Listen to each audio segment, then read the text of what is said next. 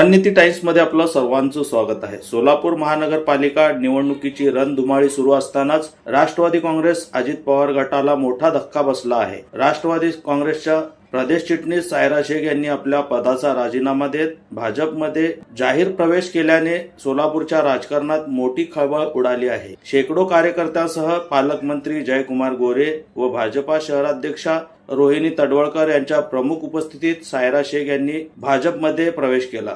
गेली तब्बल 20 वर्षे सायरा शेख या राष्ट्रवादी काँग्रेसच्या सोलापूरमधील सर्वात कार्यशील व प्रभावी महिला पदाधिकारी म्हणून ओळखल्या जात होत्या. राज्यातील अनेक मोठ्या आंदोलनामध्ये त्या आघाडीवर राहिल्या असून पक्षाच्या वाढीसाठी सोलापूर शहर राज्यभरात त्यांचे मोठे योगदान राहिले आहे. त्यामुळे त्या राष्ट्रवादी काँग्रेससाठी एक महत्त्वाची ताकद मानल्या जात होत्या. राष्ट्रवादी काँग्रेसमध्ये फूट पडल्यानंतर त्यांनी अजित पवार यांच्यासोबत जाण्याचा निर्णय घेतला होता. मात्र येत्या महानगरपालिका निवडणुकीत वरिष्ठ नेत्यांनी आपल्याला डावल्याचा ठपका सायरा शेख यांनी आपल्या राजीनामा पत्रात ठेवला आहे. त्यांच्या राजीनाम्यानंतर मोठ्या संख्येने कार्यकर्ते शेख यांच्या निवासस्थानी जमा झाले होते. कार्यकर्त्यांशी सविस्तर चर्चा केल्यानंतर त्यांनी भाजपच्या उमेदवारांना जाहीर पाठिंबा देण्याची भूमिका स्पष्ट केली. ऐन निवडणुकीच्या तोंडावर राष्ट्रवादी काँग्रेस अजित पवार गटमधून राजीनामा देत भाजपला पाठिंबा दिल्याने सोलापूर महापालिका निवडणुकीत राष्ट्रवादी काँग्रेसला मोठा फटका बसण्याची शक्यता राजकीय वर्तुळात व्यक्त केली जात आहे. रणनीती टाइम्ससाठी मी युनुस अत्तार, सोलापूर. पण पालकमंत्री यांच्या हस्ते प्रवेश केलेला आहे, काय सांगाल?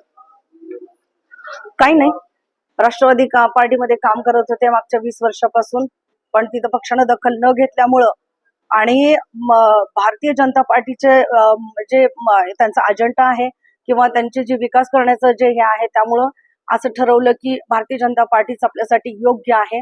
आणि जर परिवर्तन मला घडवून आणायचं असेल, मला काहीतरी विकास करायचा असेल, समाजासाठी मी आजपर्यंत काम करत आली, एक सामाजिक कार्यकर्ती म्हणूनच माझी ओळख होती. बऱ्याच पक्षामध्ये काम करण्याचा अनुभव होता, राजकीय अनुभव. मागील 20 वर्षापासून काम केले, वेगवेगळ्या पदांवर काम केले, सामाजिक संघटनांमधून मी काम केलेलं आहे.